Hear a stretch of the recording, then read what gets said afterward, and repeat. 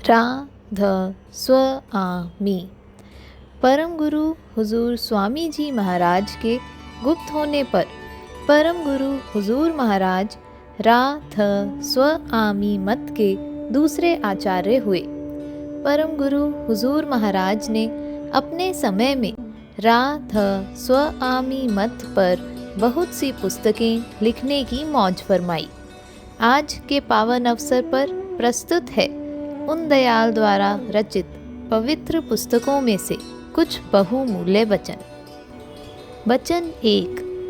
परम पुरुष पूरन धनी राधा स्व आमी सर्व समर्थ हैं और जब चाहें मन को छिन में मोड़ देवें, लेकिन जबरदस्ती से सत्संग और भजन में लगाना मंजूर नहीं है।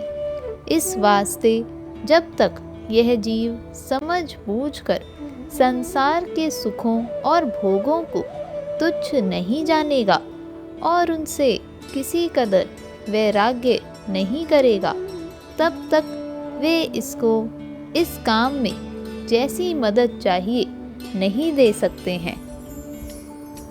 वचन 2। जहाँ तक बने किसी शख्स को अपने मतलब के लिए दुख किसी किस्म का ना पहुँचावे और जो हो सके तो आराम और सुख पहुँचावे, इसमें सच्चे मालिक की प्रसन्नता और रजामंदी और प्रेम की तरक्की प्राप्त होगी। वचन 3। मन को और गुरु को सम्मुख खड़ा करें।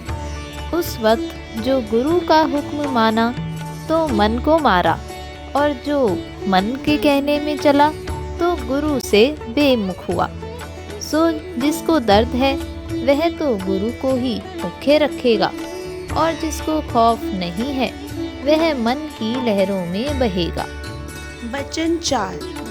नाम यानी शब्द बड़ा पदार्थ है, पर किसी को इसकी कदर नहीं है, क्योंकि नाम की यह महिमा है कि सोते पुरुष को जगाओ यानी पुकारो तो वह जाग पड़ता है, और जो जागता पुरुष है उसको नाम लेकर पुकारो तो क्यों नहीं सुनेगा।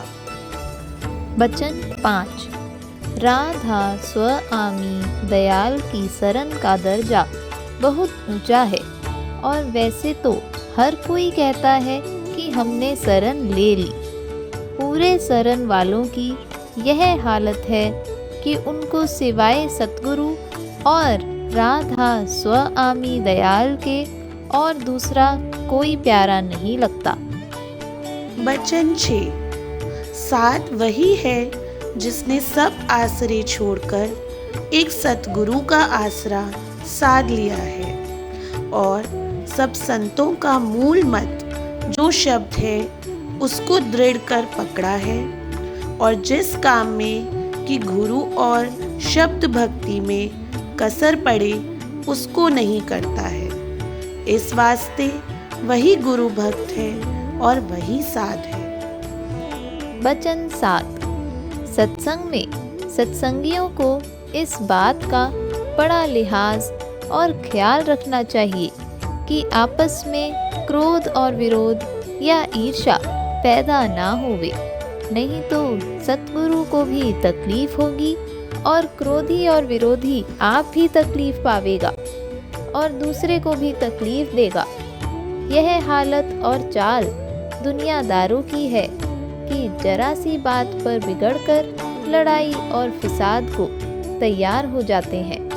जो सत्संगी का भी ऐसा ही हाल रहा तो जानना चाहिए कि अभी तक सत्संग के वचनों का असर उसके दिल पर कुछ नहीं हुआ, और वह शख्स काबिल सत्संग के नहीं है।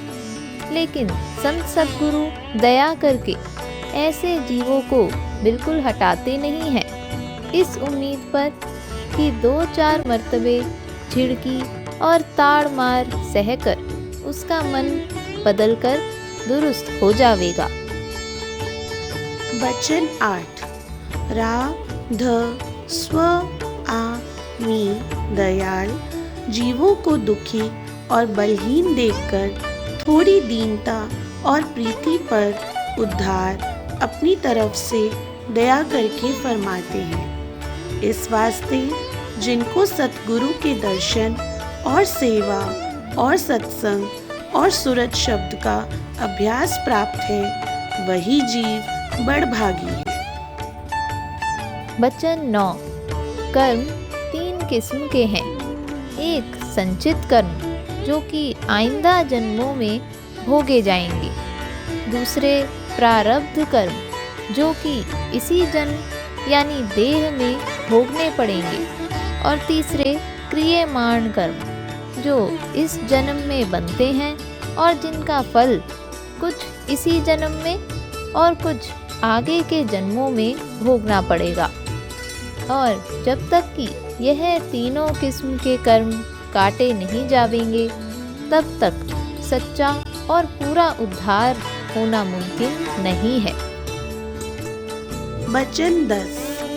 रा ध स्व आ मी मत में यह भी पहले ही समझाया जाता है कि जो कुछ रचना बाहर ब्रह्मांड वगैरह में मौजूद है, वह सब छोटे नमूने के तौर पर हर आदमी के पिंड में मौजूद है, और जो कि कुल मालिक सब जगह मौजूद कहा जाता है, तो हर एक जीव के संग उसके पिंड में भी मौजूद है। इस वास्ते सच्चे मालिक से मिलने का रास्ता रा ध स्व आ मी मत में हर एक जीव के घट में बताया जाता है।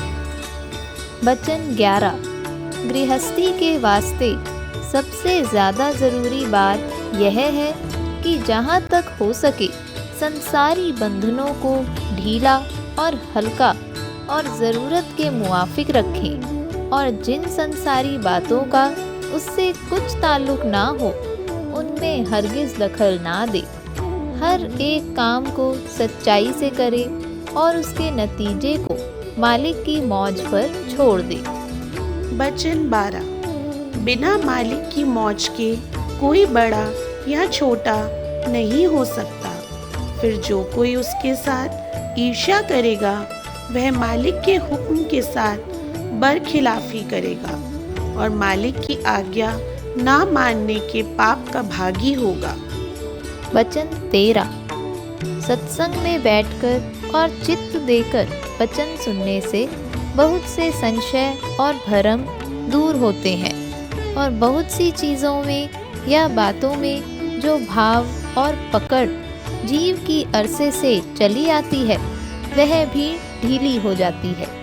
इस तरह आहिस्ता आहिस्ता जीव काबिल अभ्यास करने सूरज शब्द योग के हो जाता है। रा ध स्व आ मी दयाल अपने सच्चे भक्तों को आप प्यार करते हैं और हर तरह से उनकी संभाल और रक्षा करते रहते हैं, और जो वे अपना इरादा मजबूत रखेंगे और रा ध स्व आ मी दयाल की दया का भरोसा और यकीन करेंगे, तो वे हर हालत में उनको आप माया और काल के चक्रों से बचाकर सीधे रास्ते से अपने देश में ले जावेंगे और अपने दर्शनों का परम आनंद बख्शेंगे और रास्ते में कहीं धोखा नहीं देंगे।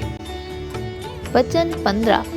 राधा स्व आमी मत में जो काम कि कुल मालिक राधा स्व आमी दयाल के चरणों में सूरत को पहुँचावे, शुभ और पुण्य कर्म में दाखिल है, और जिस काम के करने से दूरी होती जावे, वही अशुभ और पाप कर्म है। संत सतगुरु की दया ज़्यादा से ज़्यादा है, उसकी महिमा कहन सुनन से ज़्यादा है। ऐसी दया कभी किसी ने नहीं करी और ना कोई कर सकता है। यानी जो जीव की उनकी शरण में आए और तन मन और धन से उनकी भक्ति करी, तो सिर्फ उनका ही उद्धार नहीं, बल्कि उनके कुटुंबियों तक का उद्धार फरमाते हैं। यानी जिस कदर जिसकी भक्ति है, उसी कदर उसकी और उसके कुटुंब की रक्षा और संभाल और उद्धार करते हैं, यानी 3 कुल और 7 कुल। और जो सबसे बढ़कर भक्ति होवे तो बेशुमार जीवों का उद्धार उसके वसीले से ही हो जाता है। वचन 17। जो सच्चे प्रेमी राधा स्वामी मत में शामिल हैं, उनकी हालत ऐसी होनी चाहिए कि हमेशा चित्त में अपने प्रीतम राधा स्वामी दयाल के चरणों का और भी सतगुरु के स्वरूप का ख्याल बना रहे और मन में उमंग वास्ते दर्शनों के अक्सर उठती रहे और दर्शनों के न मिलने से किसी कदर बेकली रहे।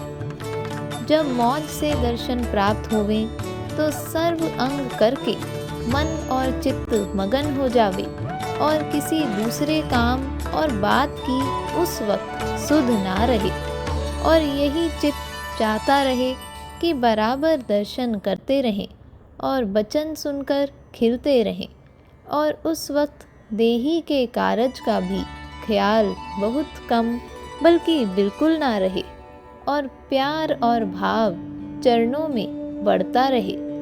राधा स्वामी।